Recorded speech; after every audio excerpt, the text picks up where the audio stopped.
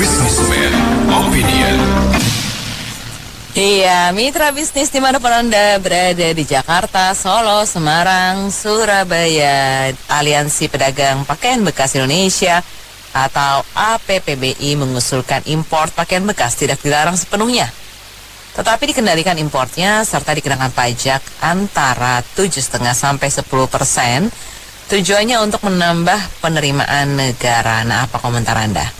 Silakan di 02150918877 bisa memberikan komentar di kolom chat live TikTok Pas FM Radio Bisnis atau WhatsApp call di 0816 924 924. Oke, jadi itulah ya. Jadi karena dibiarin udah 20-30 tahun ya sudah timbul komunitas di situ. Ya mau nggak mau mengancam dengan komunitas yang banyak. Kalau Bapak strict, ini semua nggak ada nggak ada penghasilan nih, demo nih, gitu kan? Sama buruh juga dengan cara begitu. Jadi pembenahan itu mesti dari awal. Kalau begitu undang-undang dibikin tok, jadi ya diterapkan. Oh, di tahun depan dulu ya, tahun depan dulu. Jadi sampai periode dia selesai, bodo amat. Dia menjadi sinterklas di periodenya, tapi meninggalkan penyakit kepada penerusnya. Kan begitu cara. Ya, banyak sekali. Yeah. Jadi begitulah caranya. Birokrasi kita ini nggak usah ngomong inovatif ya. Inisiatif untuk menjalankannya aja nggak ada. Kalau bisa ya dia begitu terus ya. Datang nggak jelas, tahu ya jam 2 pulang, tetap nggak bisa dipecat. Kan aneh kan? Ada kan klausul yang walaupun dia nyolong misalnya ya, bukan seandainya. Paling dimutasi. Paling dimutasi ya Bapak ya. Betul. Jadi nggak ada meritokrasi sistem ya. Jadi yang itulah ya. Coba deh Akong kalau bisa usaha yang banyak ya, jadi muda, jadi calon, jadi ikut kontestasi calon ya. Kalau kali aja kepilih. Iya. Gitu. Kita pilih semua rame-rame ya. Oh iya Pak. Oke. Kalau masalah thrifting ini, ya tadi pagi juga saya sempat komen ya di jalan ini juga kembali ke rumah. Saya mau nambahin aja Pak Anto. Jadi kalau kita bicara pakaian bekas, ini kalau secara regulasi kan memang jelas tuh yang saya tahu itu ada waktu barang mau dikirim ya, sebelum buka bill of lading ya, itu harus ada pemeriksaan, investigasi terhadap barang itu sendiri, laporan fisik yang kita tahu laporan surveyor LS istilahnya. Karena di industri logam juga seperti itu. Saya pernah melakukan itu gitu. Nah, begitu juga dengan pakaian bekas, saya yakin tidak beda dengan mesin bekas. Iya. Karena juga saya pernah melakukan impor mesin bekas, ya itu beda memang dengan mesin baru ya. Karena kalau mesin bekas itu kita harus ajukan survei barang. Nah, itu kita bisa lewat Sukovindo. Biasanya saya pakai Sukovindo. Nanti Sukovindo kerjasama dengan surveyor di negara asal. Nah, cuma kalau kita bicara mesin bekas ataupun alat-alat berat bekas itu agak standar ya. Kita bisa meyakinkan bahwa mesin bekas itu dengan cara lihat dari ada meterannya yang memang sudah terpakai ya. Kalau mobil bekas ada kilometernya, kelihatan bahwa spare partnya pun tidak baru. Tapi kalau kita bicara pakaian bekas ini nih agak luas ya gitu. Apakah bekas pakai? Apakah tidak laku dipakai, tidak laku dijual sehingga menjadi lama-lama stok bekas? Nah ini menimbulkan kerancuan menurut saya. Nah dan secara spesifik pakaian bekas itu kan macam-macam. Pak Anto, mulai dari maaf nih celana dalam nih misalkan celana kolor ya, celana tinju apa scuba ya, sampai jas pesta bekas pun bisa kan. Nah itu kalau kita bicara dunia pakaian itu, sehingga harganya pun menjadi variatif banget gitu loh. Nah ini saya melihat thrifting ini gejala yang sepertinya agak kamuflase gitu, ada bungkusan di mana untuk lama-lama menghancurkan industri dalam negeri garment kita sendiri gitu loh Pak Anto. Jadi opini saya mengenai pakaian bekas ini benar-benar kalau memang mau masih diizinkan masuk ya, itu kita harus jangan pakai istilahnya pakaian bekas. Tetap ya kalau diajukan harganya murah dan bekas, itu benar-benar LS-nya harus berjalan, prosedurnya harus berjalan seperti itu, dan tidak hanya apa tadi yang kita dengar itu permohonannya ditambahkan dia masuk 7,5 atau 10%, bahkan kalau perlu 35% atau 50% kalau memang harga yang diajukan itu nggak wajar gitu loh Pak Anto.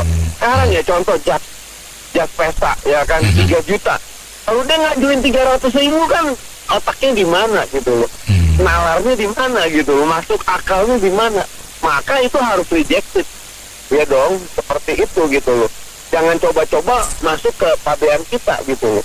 Dan seharusnya ketika harga itu misalkan tadi jas pesta itu 300.000, saya yakin surveyor pun akan menolak gitu loh. Kenapa? Karena ada ketidakwajaran di harga barang tersebut. Bukan nggak mungkin kalau itu lolos terus, lama-lama kita ditindak sama eksportir asing ya. Dalam hal ini bukan penjajahan ya,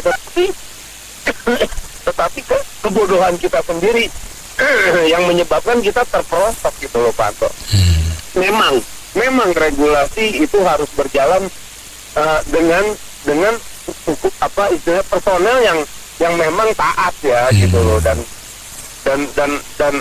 ya memang kita harus berbenah di wilayah tersebut gitu loh Pak Anto. Gitu. Dan lagi kita tahu kalau kita bicara ekspornya itu dari negara Tiongkok, ya kita tahu dia menguasai pasar dunia ya kan.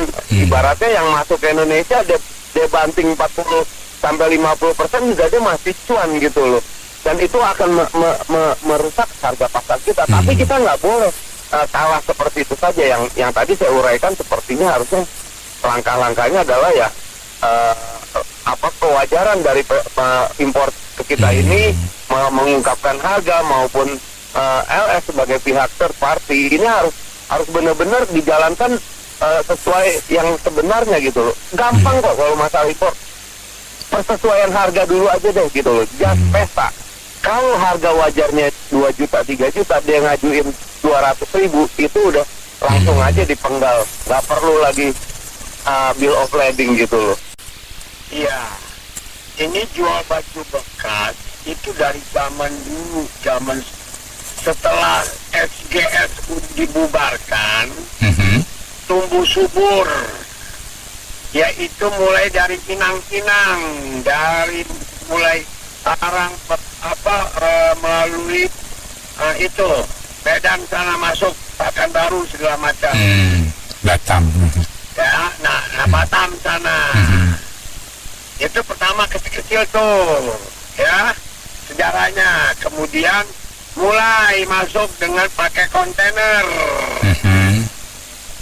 Nah coba bayangkan itu sistem borongan Pak, borongan dengan bea cukai terlibat di sini untuk borongan per kontainer 200 juta misalkan ya. Jadi kalau mau tahu boroknya bea cukai itu dari zaman dulu sampai sekarang masih nggak berubah sistem borongan. Borongan itu dulu pertama kali baru 20 juta, naik 40, naik menjadi 200 juta. Sekarang saya udah nggak tahu berapa ratus juta lagi udah, karena saya dulu juga termasuk orang yang di dalam situnya tahu. dan menggunakan PT-nya apa? Orang bea cukai juga yang bikin PT-nya.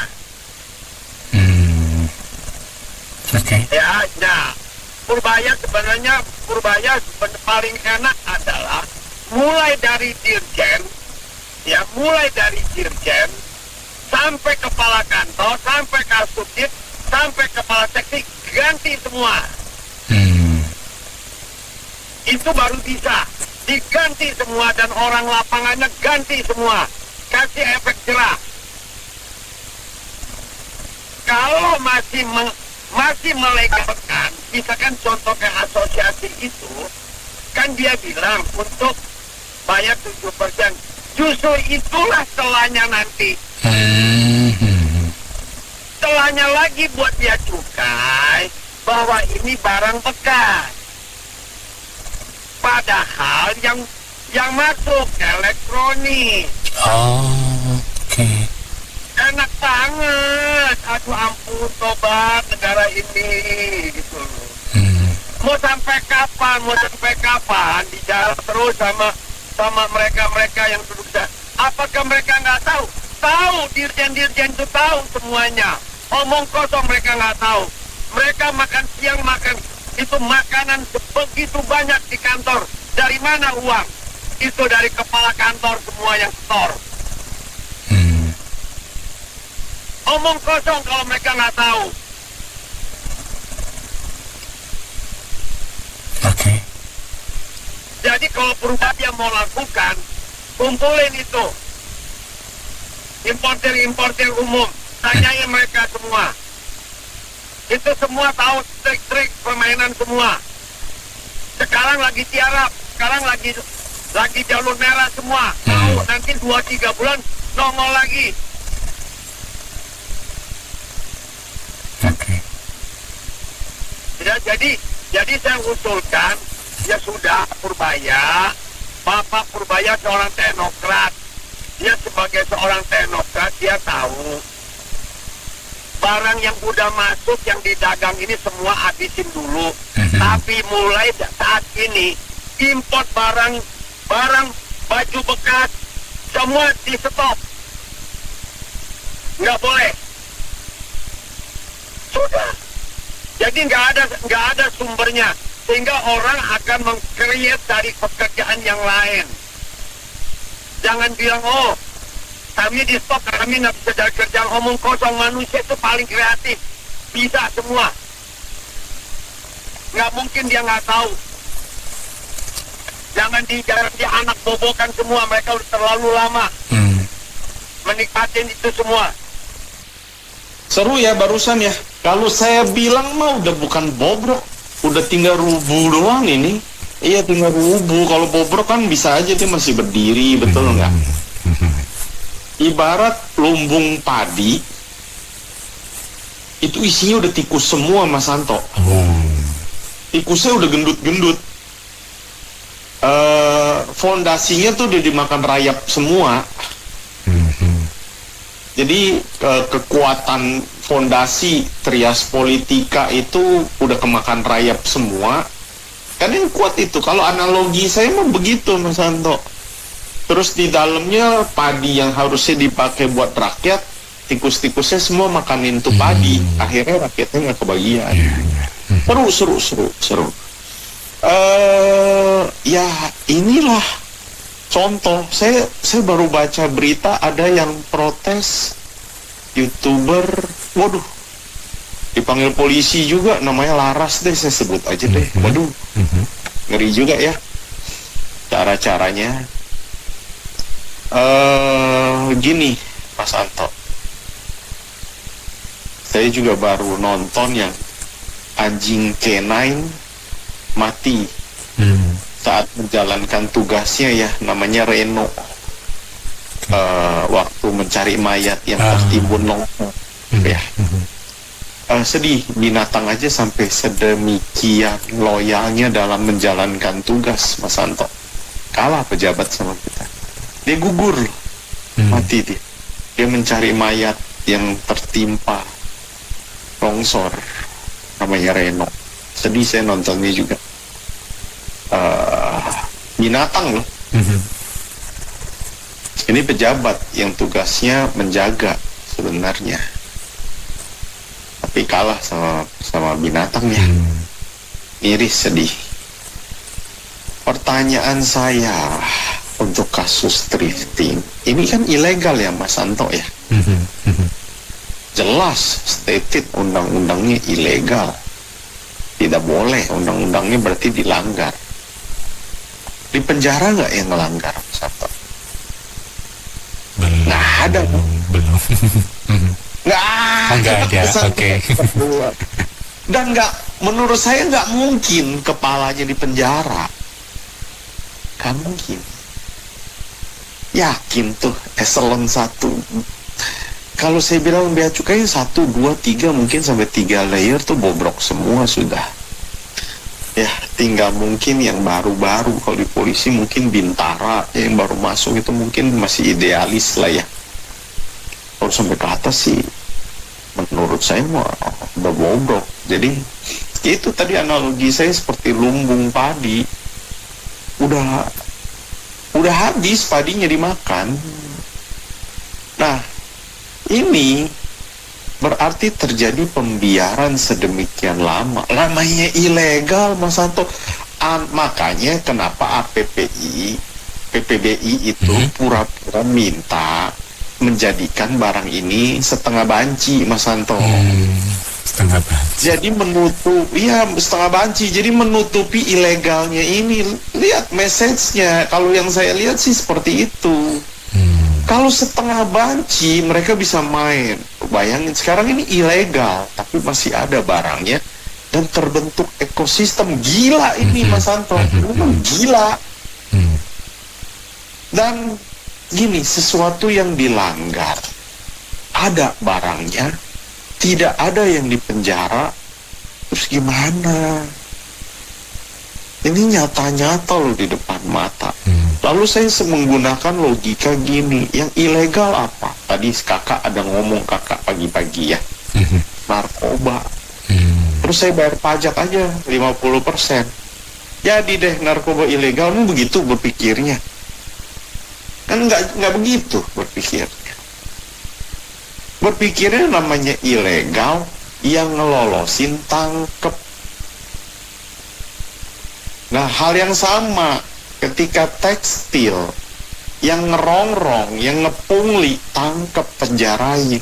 Yang bikin high cost ekonomi, tangkep, penjarain, kalau perlu hukum mati.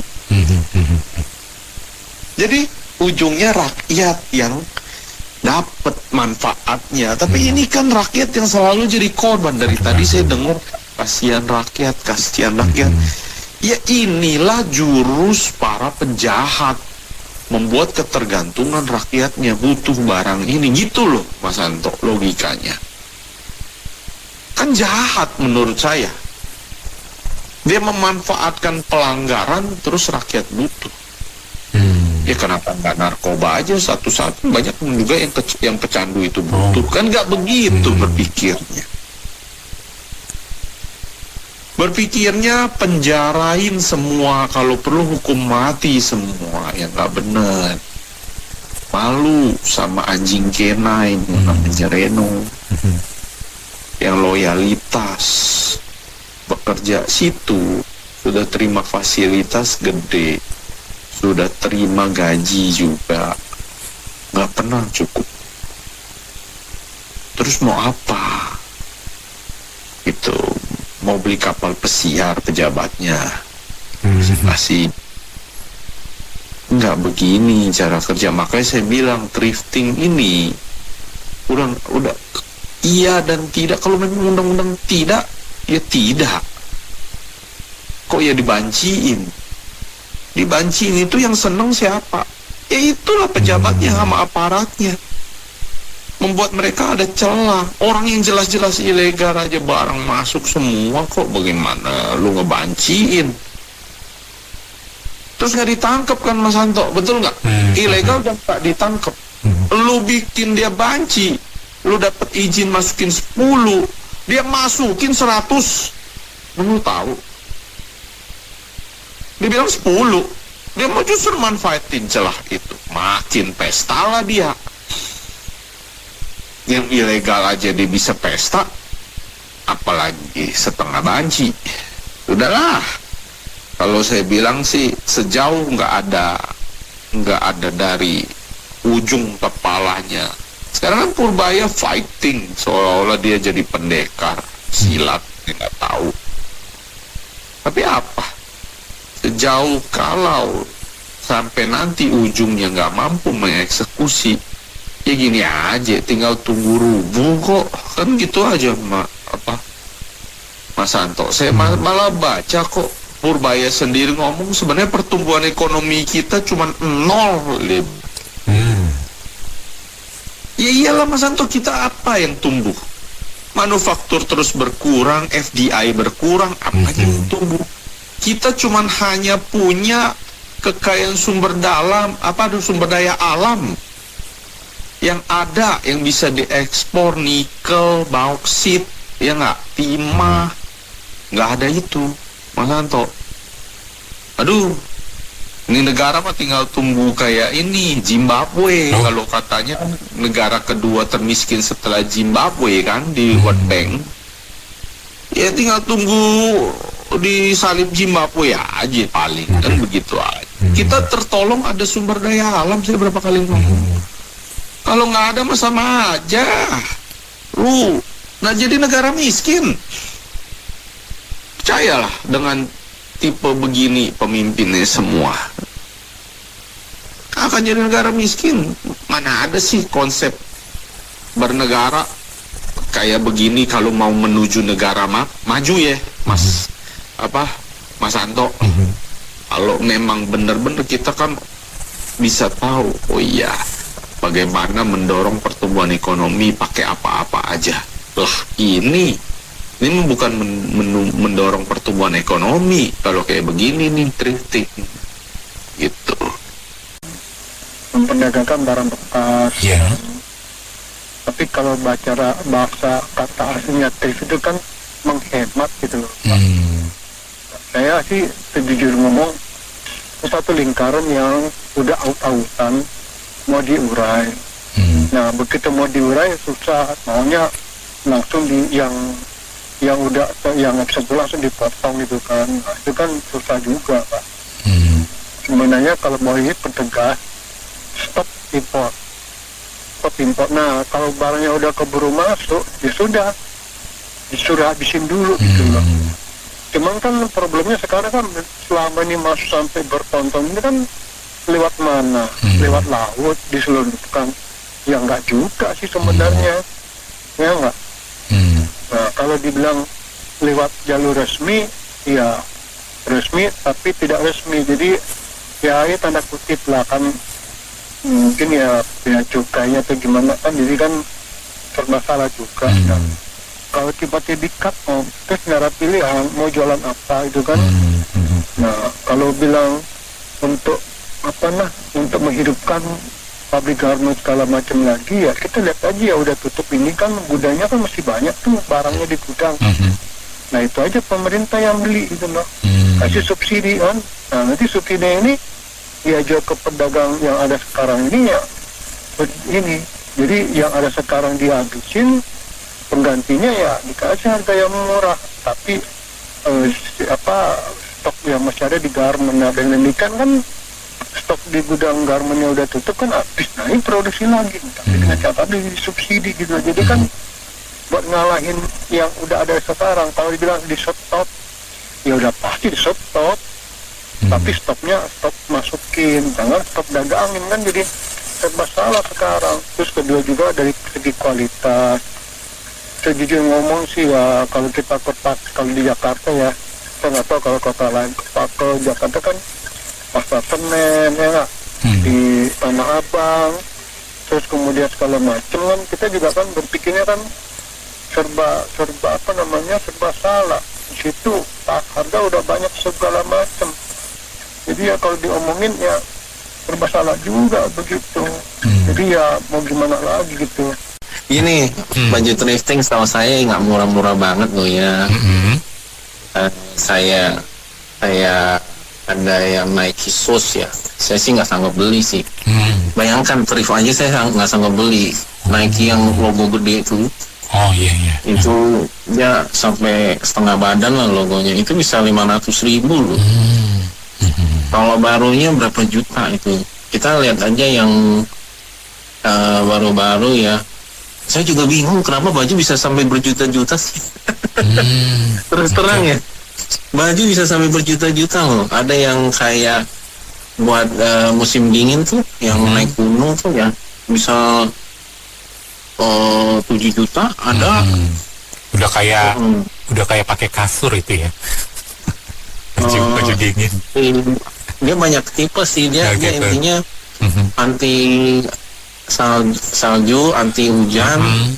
Jadi dia nggak bisa masuk gitu. Sampai biasa kan dia pakai 3 lapis, yang dalam, yang buat hangatin, tengah, sama luarnya itu cuma buat nggak masuk air aja sama salju gitu. Itu mahal, bener mahal. Jadi kayak kalau merek-merek yang mahal itu kayak Arsiteri gitu ya. PNR gitu-gitu itu juta-jutaan Mas Santo.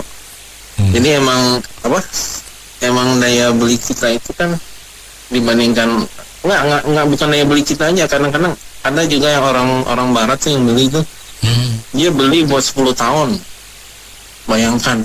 Jadi kayak baju itu udah kayak harga kayak jam tangan gitu. Jam tangan mungkin bisa miliaran, lebih mahal lagi, cuman kan maksud saya untuk yang jam tangan 7 juta kan juga udah lumayan ya.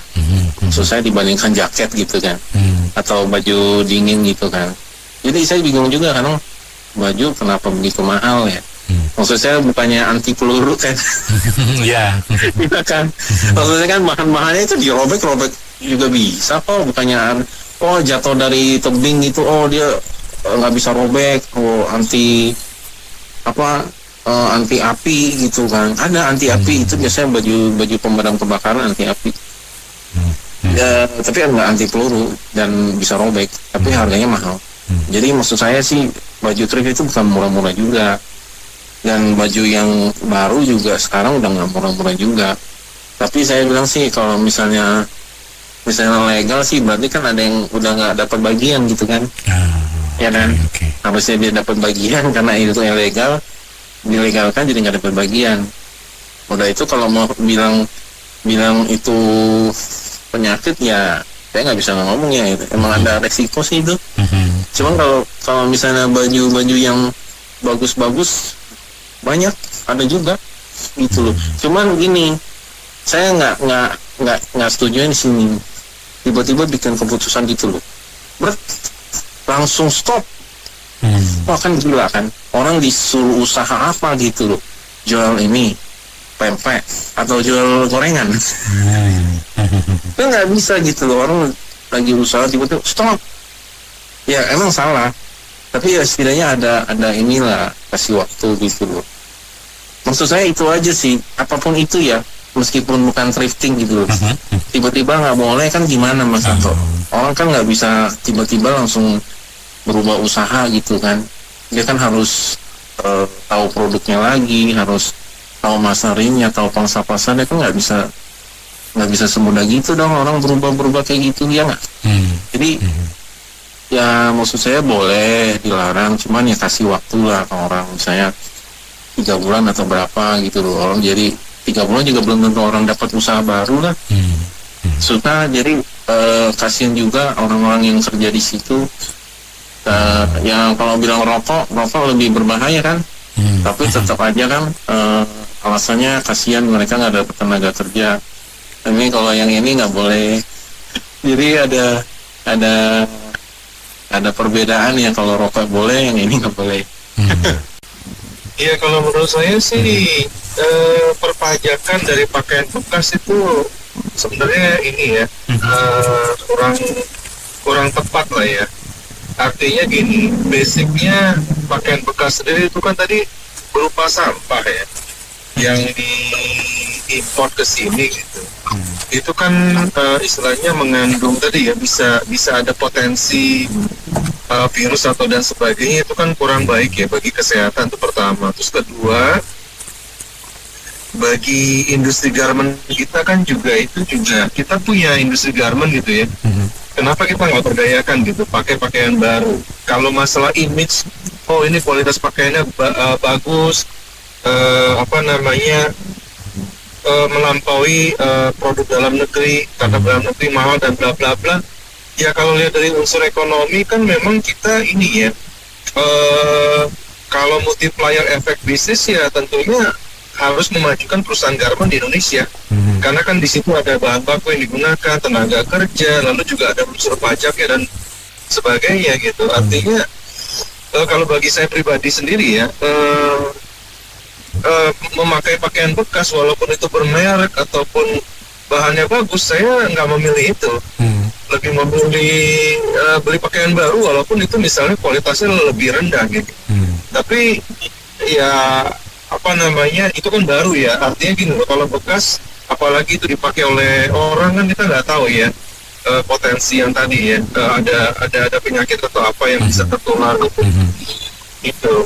Jadi saya nggak setuju sih ya dengan membatasi impor pakaian bekas lalu dikenakan pajak bla bla bla gitu, karena ya secara overall yang nggak menguntungkan industri. Pemerintah juga buat apa ngambil hal seperti itu? Kalau kita majukan industri garment dalam negeri itu kan lebih ini ya, lebih banyak multiplier efeknya lah yang kita bisa manfaatkan gitu Pak. Kalau masalah baju bekas itu kan kalau dari sana kan sampah dibuang gitu. Kita aja yang terlalu kreatif, jadi bagus-bagus dipajang, itu kan kreativitas orang kita sebenarnya. Bukan karena bajunya bagus. Jadi menurut saya sih saatnya sekarang kan moratorium, itu baju-baju bekas yang sudah ada itu disita atau dibeli oleh pemerintah, kita manfaatkan untuk para korban-korban ini bencana. Misalkan kalau udah bagus-bagus itu. Nah kemudian kalau untuk impor lagi, ngapain impor begituan? Kita sendiri bisa bikin yang bagus, harga murah bagus bisa. Di Tanah Abang itu baju batik, itu bisa harga 30.000, 40.000 itu udah bagus. Kemudian kaos-kaos ya, kebetulan anak saya kan garment itu distro ya. Dia itu bikin kaos sih, bikin 3 macam dulu nggak kemayu. Ada yang murah, sedang dan kelas yang bagus. Kalau yang murah ya ada kok, bukan yang mahal tapi kualitasnya juga bagus. Dan itu bisa membantu membuka lapangan kerja di kita di Indonesia. Itu benda-benda kita sadar lah itu nggak usah dipakai. Saya pernah tadi beli sekali itu saya di rumah saya cuci air panas, tapi saya nggak pakai. Sekarang itu membantu saya. Ya pengalaman gitu aja saya beli, tapi nggak usah pakai, saya membantu saya. Ini kan namanya barang bekas ya. Di mana-mana yang namanya barang bekas itu dibuang. Seperti saya di pabrik misalnya, itu kan menjalankan yang disebut 5R. Nah 5R itu, R pertama adalah membuang barang-barang bekas. Nah, Indonesia ini mau jadi tong sampah apa gimana gitu? Kalau saya sih sangat tidak setuju, tolak aja tuh Pak Menteri. Larang keras, jangan mau terima barang bekas yang buangan dari luar negeri. Itu juga namanya kan sampah. Masa negara kita mau terima sampah, orang lainnya jadi buang, di mana-mana yang namanya sampah itu dibuang, gitu loh Pak. Gitu. Jadi ya supaya lebih menghidupkan industri dalam negeri juga. Kalau hitungan bisnis sih ini menguntungkan bagi yang pengimpornya udah pasti. Sama yang sudah jalan lama karena nggak pernah dilarang. Ya intinya kalau saya mah harus ditolak dan namanya sampah dibuang. Itu aja. Cuci gudang mesti lebih bagus. Masih baru tapi cuci gudang lah, ini sampah. Yang namanya sampah kok diterima. Di mana-mana sampah itu dibuang. Terima kasih. Ya, kalau saya seorang politisi ya, karena pasti begitu. Karena sini di negara kita ini memang begitu kelakuannya ya, kelakuan politisinya. Saya akan tahan ini, ya. Isu ini ya ditahan. Pertama lihat dulu, ini yang pedagang thrifting dan yang memperoleh manfaat dari thrifting ini berapa banyak? Ya, kalau dia komunitasnya cukup besar, kita tahanin aja isunya ya. Nanti mendekati 2029 ya, baru bermain ya. Ya, jadi politisi baru ini, kalau saya sebagai pejabat yang berwenang atau presiden lah ya, atau apalah, atau menteri terkait ya bidang ini ya, perdagangan atau bea cukai segala macam, kasih kelonggaran, kasih enak. Tadinya sesuai dengan undang-undang mestinya udah nggak boleh ya, tapi ya kasih dispensasi 2 tahun atau 5 tahun ya, menang dong pemilu dengan cara begitu. Jadi itulah kenapa saya bilang problem yang mendasar di negara ini nggak pernah mau diselesaikan secara fundamental. Ya, nanti tunggu pemilu, wah ini kasih dispensasi ya, gitu menang. Kita lihat ini banjir bandang segala macam beberapa tahun yang lalu juga udah ada kan, tapi kan nggak peduli, longsor lah segala macam lah kan begitu. Jadi kebijakannya gitu-gitu aja, nggak bakal berubah. Nah tapi kalau mendekatan pemilu ya, itu akan menjadi bargaining position, bargaining power ya, antara rakyat dengan politisi. Gua kasih dispensasi dah ya. Tadinya misalnya undang-undang kalau pajak kayak itu, PPN 11 ya, kasih diskon deh 9 ya. Top nggak nama saya? Pasti top. Jadi segala hal penyakit yang ada ini dibiarin, tunggu nanti begitu mau pemilu kasih enak, namanya melejit. Begitu. Itulah cara bermain itu, otak bansos itu begitu. Otak bansos. Iya, otak bansos dari penguasa. Begitu mau dekat pemilu kasih bansos. Bansos menang nggak tuh? Pasti menang. Karena rakyat ini dipelihara begitu, keadaannya begitu terus. Ya, jadi problemnya banyak, ya saling terkait. Kalau kita ngomong mau selesai, nanti mereka demo. Nanti ujung-ujungnya kalau misalnya Pak Purbaya ini keras, nggak bisa, ini melanggar hukum. Nanti mereka demo. Ujung-ujungnya apa? Pak Prabowo sebagai presiden yang mengambil keputusan antara mau keras atau mau bernego lah. Berani nggak? Itu inti masalahnya, karena segala hal penyakit ini sudah berurat berakar. Udah sekian puluh tahun begitu ya, mau dirubah. Makanya saya bilang seorang Purbaya ini teorinya sih oke, kita semua tahu mau benahi korupsi, KKN segala macam caranya jelas, tapi masalahnya kuat nggak? Kuat secara pribadi itu, mentalnya kuat kan? Kalau misalnya disogokin segepok duit, wah ya udahlah nggak jadi. Itu ya. Tapi oke lah, misalnya kuat juga nggak terima sogokan. Kuat nggak kalau ditekan sama ini yang sumber penghasilannya terganggu, bisa diancam, bisa di segala macam, kuat nggak? Belum bisa main di ini ya, dikriminalisasi lah segala macam lah. Jadi banyak sekali perlawanannya. Kalau Anda orang benar ya, kata Pak Mahfud ya kalau nggak salah, Anda boleh jadi orang benar, tapi kalau Anda mau membenarkan ya, itu yang bahaya. Karena Anda mau benahi kan, nah itu yang akan berbalik ke Anda sendiri. Anda sendiri kalau mau benar, nggak mau terima sogok, ya itu urusan Anda. Oke. Jadi udah sedemikian parahnya, ya ekosistem di kita itu udah parah. Jadi nggak ada ruang buat orang benar. Tragis ya. Ya, makasih. Kalau saya sih lihat nih ujian bagi Menteri Keuangan ya, tadi kan melarang deh ya. Iya.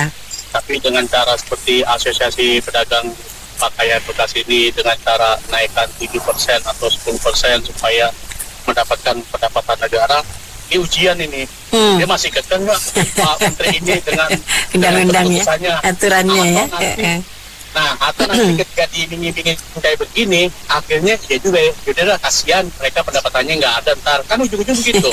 Jadi nih omongan Pak Purwaya ini kita pegang, ini konsisten nggak sama omongan yang pertama? Iya. Nah, jangan-jangan omongan yang kemarin-kemarin itu yang utang ibus nggak dibayar APBN, apalagi yang kemarin tuh, masalah bea cukai. Nah, dengan ini nih kita pegang ujian pertama dia kekeh sama pendapat dia yang keluar di awal, Melarang gitu ya. Nah, atau akhirnya dengan naik 7%, 10% lumayan buat naikin APBN, kan begitu. Iya. Nah, jadi nanti jangan sampai menteri ini minta clean plan.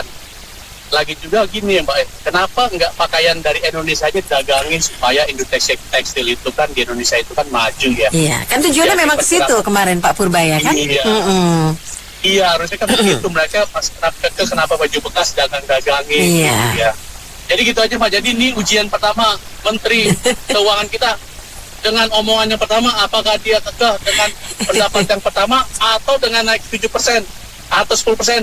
Dia berubah pikiran, ya kasihan lah. Nanti pendapatan mereka nggak ada. Persis kayak presiden kita, saya korupsi akan saya uber ke Antarika. Pas sudah jadi, kasihan anak istrinya. Nanti saya takut masuk neraka. Gitu aja Mbak. Ya sekarang begini ya, dilematis ya memang ya. Antara mau kenakan pajak atau memperbolehkan lampu hijau atau lampu merah gitu ya. Saya kira begini aja. Ini thrifting ini udah dari zaman kuda gigit serabi gitu. Bukannya barang baru ya, bukannya isu baru gitu loh. Maksud saya tuh itikat baik sudah datang dari pedagang gitu ya. Kalau selama ininya 40 lipat ya, mesti dia di bawah di kolong meja ya, bayar pajaknya ya, langsung masuk juga itu ke kantongnya setan belang hantu blau ya, di Dirjen Bea Cukai ya. Nah sekarang ini kan itikat baik, mau terang benderang aja gitu, secara terbuka aja gitu. Transparan gitu loh. Ini masuk ke negara nih, kas negara nih. Nah, ada baiknya juga dipasang CCTV tuh ya kan. Jadi di bea cukai. Jadi kalau bisa itu memang yang macam-macam itu langsung dicopot gitu loh, kayak Menteri Pertanian gitu ya. Orang minjem traktor mesti bayar 50 juta, 100 juta, padahal itu disediakan negara gitu loh, gratis gitu. Nah kedua juga, ini juga berkaitan dengan Menteri Perdagangan ya, Menteri Perindustrian ya. Kalau memang mau menggerakkan produk lokal ya. Itu jangan sampai mesin-mesin itu apa segala dikenakan lagi pajak bea cukai ya, yang tinggi ya kan, benang lah ya, terus apalagi semacam perangkat ya, saya kurang paham, saya bukan di bidang konveksi sih. Jadi maksudnya tuh buat kalau memang mau menggerakkan itu harus koordinasi secara komprehensif gitu, nggak bisa cuma dari Menteri Keuangan aja larang-larang gitu ya, sementara di kementerian lain tuh buaya mangap semua gitu loh. Iya kan? Ya kalau mau menghidupkan industri lokal ya industri juga harus dibantu gitu ya. Iya gitu loh. Terus begitu juga untuk orang mau buka pabrik ya kan, jangan sampai itu investor yang mau buka misalnya pabrik garment atau apa dipersulit, begitu pajaknya dikejar-kejar kayak seolah-olah mereka tuh kerja aja belum gitu loh, mesti beli tanah lah, mesti di apalah perizinannya dipersulit, ditahan sampai ada yang di Tangerang bahkan dimintain 5 triliun sama itu ya, isunya tuh bobrok gitu loh Indonesia. Ya belajar aja mah ke negeri Tiongkok ya, belajar sama komunis, nggak usah malu-malu gitu loh. Mereka sediakan, kalau mau invest mereka sediakan tanahnya, mereka sediakan, mau butuh berapa tenaga kerja, butuh berapa, 2.000, 3.000, 5.000, 10.000, mereka carikan gitu loh tenaga kerjanya. Udah gitu juga dengan gaji upah yang standar yang telah disepakati oleh tripartit ya, pengusaha, pemerintah dan buruh gitu. Jadi nggak ada lagi demo-demo itu minta kenaikan ini, kenaikan itu. Bukan apa-apa, ngeri kalau di negara-negara kita lihat negara maju kayak Tiongkok gitu ya, bea cukainya tuh udah di pelabuhan itu udah sistem robot semua gitu, udah nggak ada manusia, baik yang mau terima, baik yang mau kirim, baik yang mau packing, baik itu ngeri. Kemajuan tapi ngeri. Tapi memang saya rasa kadang-kadang kalau sudah sampai di titik puncak kemarahan ya masyarakat, kayaknya lebih baik begitu gitu daripada ketemu setan-setan belang hantu belau itu di bea cukai gitu loh. Iya kan? Yang minta amplop, minta ini, kalau nggak salah satu itu 50 juta apa satu kontainer gitu loh. Ya, itu masuknya ke kantong pribadi gitu. Jadi kita menciptakan iblis gitu di perdagangan gitu. Nah, saya pikir ini juga baik ya buat dikaji ulang ya. Pak Purbaya bagus gitu. Coba lu fokus aja lah sama itu ya, tambang itu nikel di Maluku, tambang emas di Papua, tambang, ya kan? Itu yang jebol-jebol 5,3 juta ton itu kemana gitu beritanya gitu. Kenapa menguap gitu? Itu geng Oslo ya. Ya jadi sementara saya nggak bisa bilang ini benar itu salah gitu, enggak.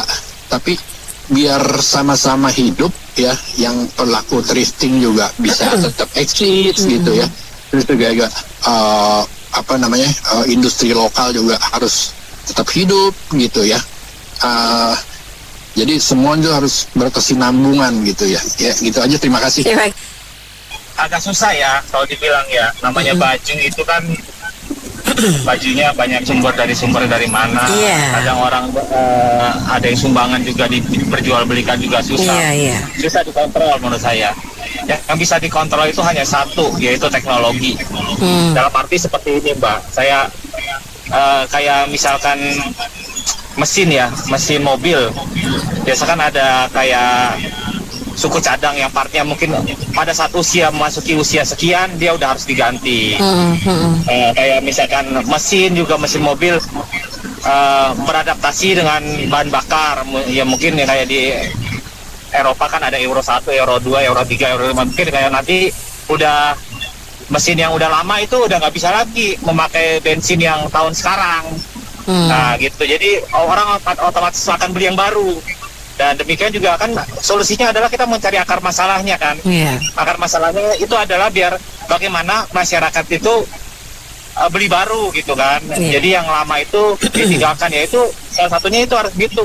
Harus teknologi tekstil itu harus diperbarui. Mungkin misalkan kandungan bahannya ya, mungkin kalau misalkan nanti udah dicuci 100 kali bahannya itu udah keras, nggak enak dipakai, udah kasar. Harus begitu.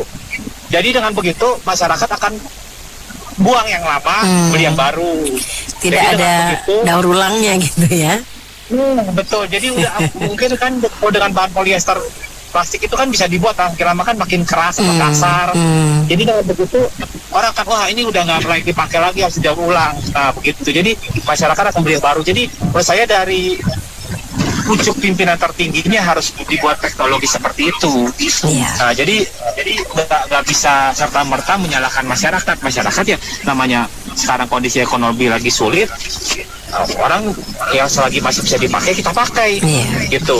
Nah, tapi ya kita harus buat pemerintah smart lah biar industri tekstil itu tidak mati ya. Seperti itu caranya. Ya kayak mesin-mesin inilah. Spare part kan juga kita pakai mesin mobil juga.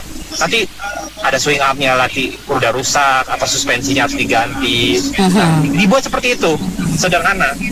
Buat campuran kandungan tekstil di Indonesia itu yang bahan tekstilnya itu sekian tahun, sekian kali cuci harus didaur ulang. Jadi tidak bisa dijadikan dipakai ulang yang akibatnya menjadi sampah nanti.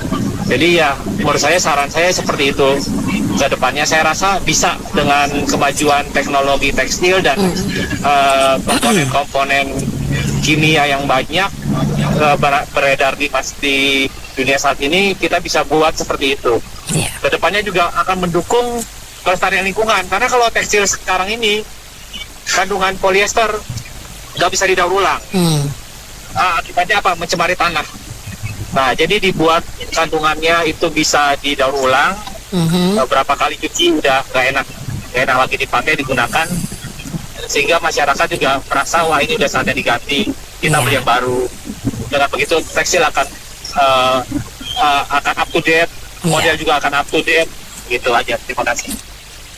Ya, komen saya dengan barang baju-baju bekas ya. Iya. Pertama memang sudah gila-gilaan itu impor brutal kalau saya bilang, sampai mengganggu. Jadi ya kalau saya tidak mau aturan tuh banci gitu, karena rawan penyelewengan. Boleh dibuka ini, boleh. Jadi kalau larang 100% total semua. Cuman untuk mengurangi harga-harga produk baju baru, mesin-mesinnya itu di industri garment dan sebagainya disubsidi sama pemerintah. Pasti aja misalkan dia mau beli mesin baru, harganya berapa miliar, pemerintah subsidi dengan catatan dia mesti mempekerjakan berapa status karyawan, kan gitu. Jadi kan ada efeknya langsung terasa gitu. Dan disubsidinya kan ke pabriknya, langsung buat beli mesin gitu. Jadi ya saya pikir seperti itu ya, karena di kita kan tenaga kerja sangat banyak dan masih pada murah. Kasihan kalau nggak kerja hanya gara-gara impor barang baju bekas, yang buat saya sih ya agak ya sedih lah lihatnya. Barang bekas aja impor sih kayak, kecuali kalau barang luxury ya. Kalau ini kan enggak, baju gitu loh yang sehari-hari sampai harus impor, apalagi kalau ya menyedihkan lah buat bangsa kita. Ini satu pengalaman pribadi ya. Saya itu pernah jalan ke satu ITC ya. Saya jalan-jalan, saya lihat itu banyak di gelar-gelar baju. Banyak banget yang di hall-hallnya gitu ya, di hallnya kan. Banyak banget, iya. Lantas saya lihat harganya itu, harganya 50.000, ada yang bahkan 30.000. Yang hebatnya, tau nggak sih? Saya coba lihat ada satu kaos, saya lihat harganya 50.000. Made in-nya mana, tau nggak sih? Mana? Made in Italy. Kan? Ini Italy. Iya, emang. Bahannya bagus. Iya. Bahannya bagus. Iya. Nah, ini jadi satu dilema, tetapi menurut saya tidak setuju untuk dibuka thrifting ini. Kenapa dasarnya? Pertama, dari sisi negara ekspor tidak ada perlawanan. Kalau kita import dari satu negara, kemudian kita mau hambat, negara itu pasti memberikan perlawanan kepada kita. Mereka akan mengajukan kepada pemerintah kita, kenapa you menghambat barang saya masuk ke negara Anda. Lantas di situ nanti akan kita berargumen dan akan terjadi mungkin prinsip-prinsip WTO akan terlaksana di sana. Nanti harus di safeguardkan atau harus di anti-dumping atau segala macam. Ini jadi alasan pertama. Sesungguhnya barang thrifting itu negara yang ekspor ke Indonesia itu nggak jelas. Misalnya nggak jelas. Itu sampah itu mereka produk sampah dengan kata lain.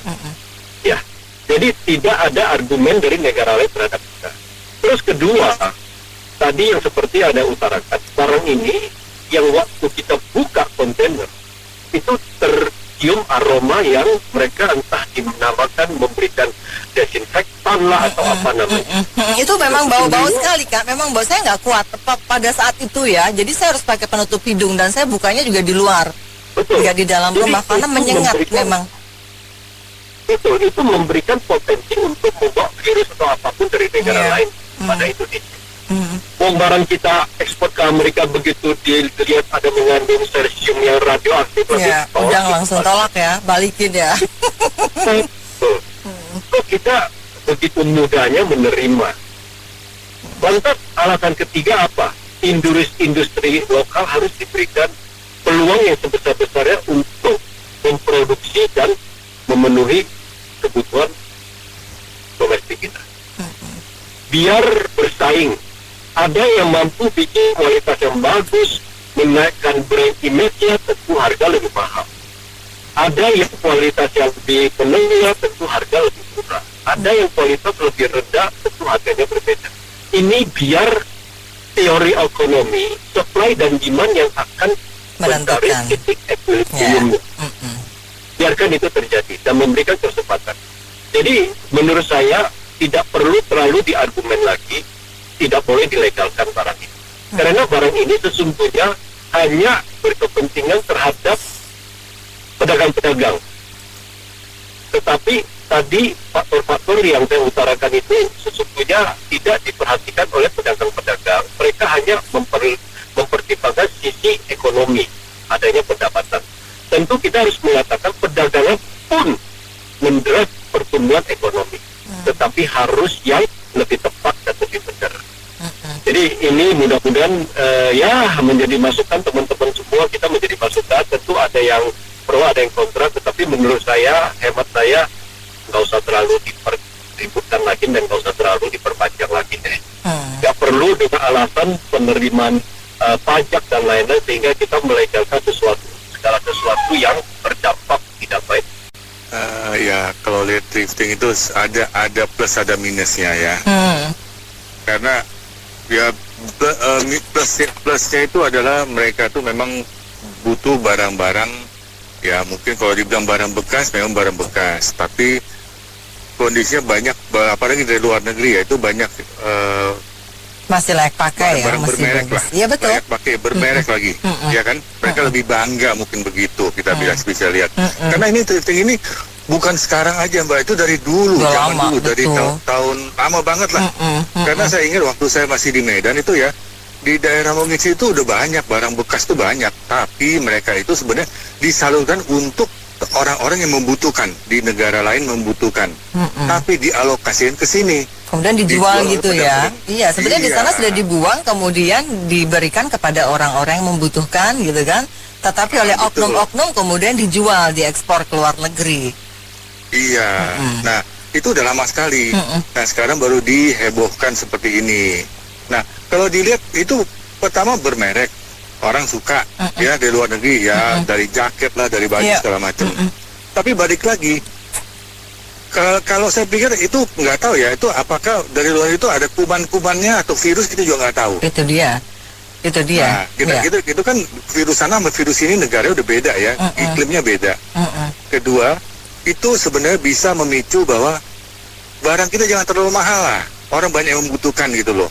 Karena barang-barang itu kan murah-murah sebabnya. Nah barang kita sendiri kalau mau dibilang, oh produk lokal boleh, tapi ya bersaing lah harganya, jangan terlalu mahal juga. Jadi orang-orang mampu beli. Iya. Nah di balik itu semua ya, balik lagi banyak oknum yang main di belakang itu. Maka dibilang ilegal, kenapa? Ya dilihat bahwa banyak lari sana lari sini duitnya segala macam, dari biaya cukai itu permainan semua.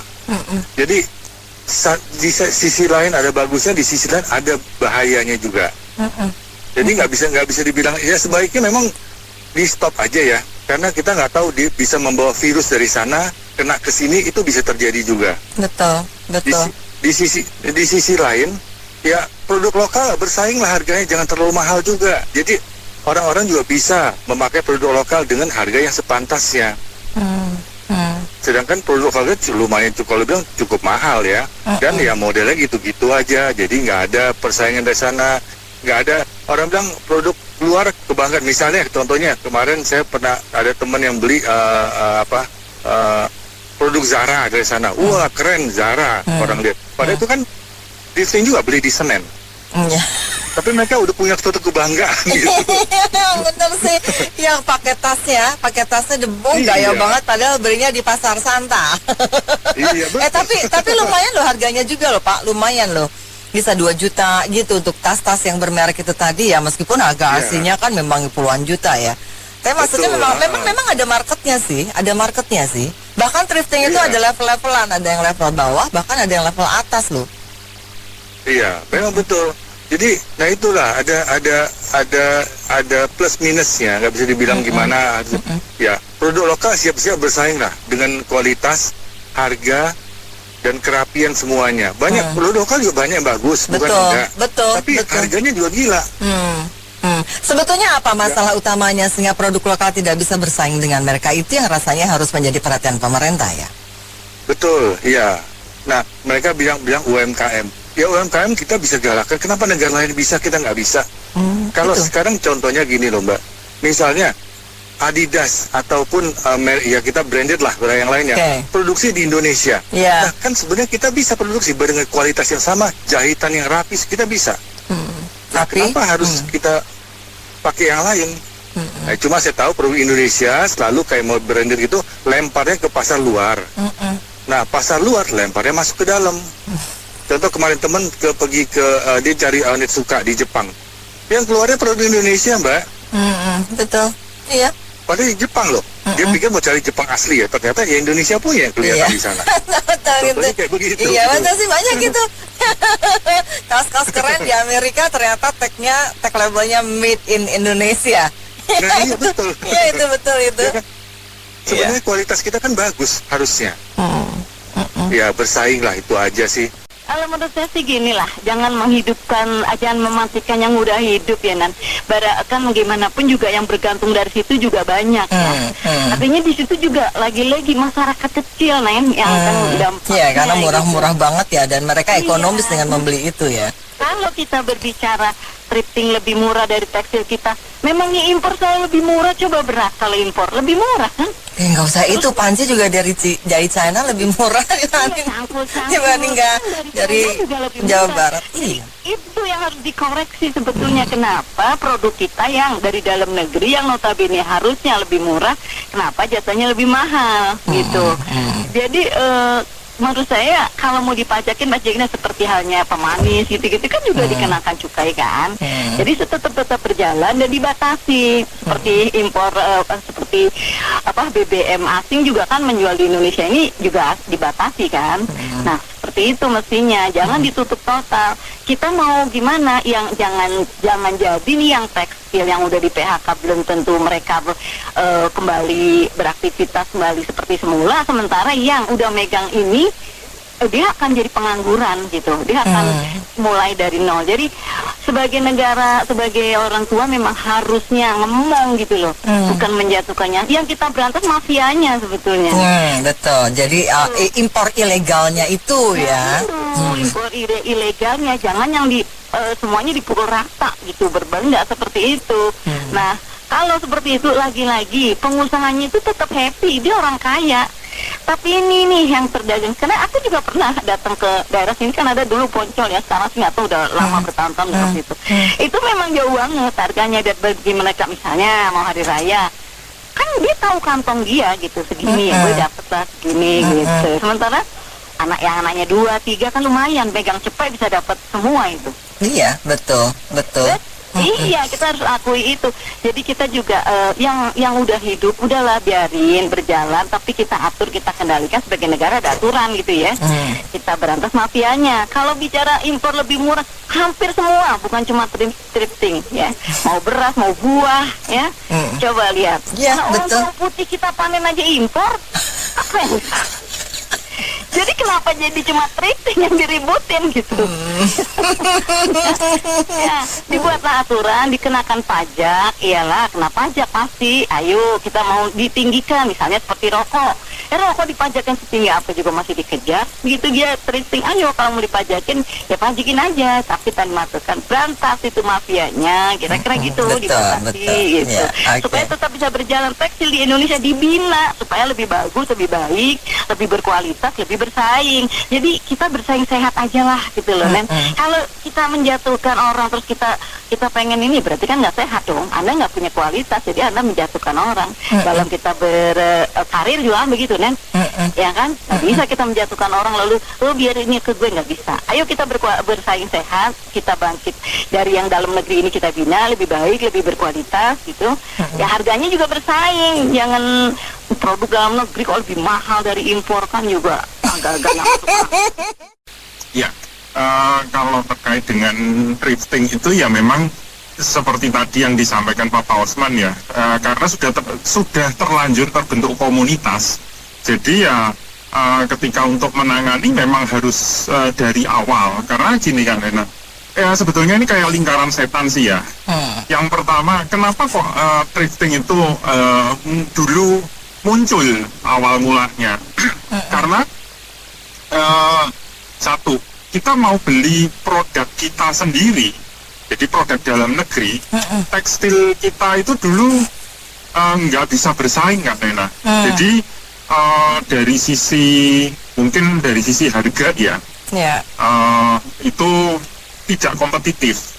Terus yang kedua, mungkin dari sisi kualitas juga, walaupun sekarang banyak ya sudah pabrik-pabrik tekstil dengan teknologi maju, tetapi waktu yang dulu mungkin kurang bisa memenuhi harapan dari customer juga. Akhirnya apa? Ya customer carilah yang bisa kualitasnya bagus, barangnya mungkin branded, harganya terjangkau. Nah, mulailah ide thrifting itu. Jadi yang second tetapi masih bagus lah, masih layak pakai dan memang masih bagus, dan harganya itu memang benar-benar miring gitu loh Kak Nena. Apalagi tipikal konsumen Indonesia kan, mereka kan brand minded ya, seolah-olah ya. Jadi ekonomis, brand minded, tidak bergaya kan, nggak tahu juga kalau thrifting ya kan.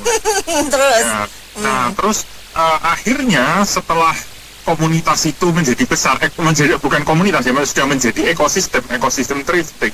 Nah, ini yang akhirnya menghantam lagi double impact ke industri tekstil kita.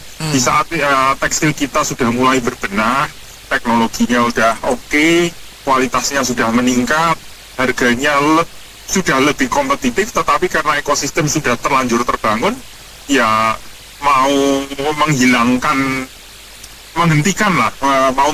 itu ya karena sudah banyak yang bergantung dari sana, pendapatannya penghidupannya dari sana, ya akhirnya susah lagi kan Nena. Jadi ini double impact. Di satu sisi ibaratnya gini ya, di satu sisi kalau kita buat peraturan yang tegas, thrifting dilarang, nanti yang ekosistem yang sudah ada mati. Tapi kalau tidak diatur, tidak dihentikan, tekstil kita juga mati. Nah kan ini susah. Malakama ya. Iya betul. Jadi kayak kalau pilih A bapaknya mati, kalau pilih B ibunya yang mati. Nah jadi kan kita dilema juga kan Nena. Apalagi dengan kondisi yang seperti ini. Jadi sebetulnya seharusnya pemerintah juga bisa menjembatani antara industri tekstil yang memang kita harapkan, karena ini masih cukup padat karya juga, dan untuk yang thrifting itu mau diatur seperti apa, dan itu memang harus memerlukan komunikasi dua arah ya Kak Nena. Tema baju thrifting ini ya diangkat lagi. Iya. Kayaknya dulu pernah ya. Begini, ya bagaimana ya, thrifting ini kan termasuk barang bagus ya Kak Nita ya, harga murah.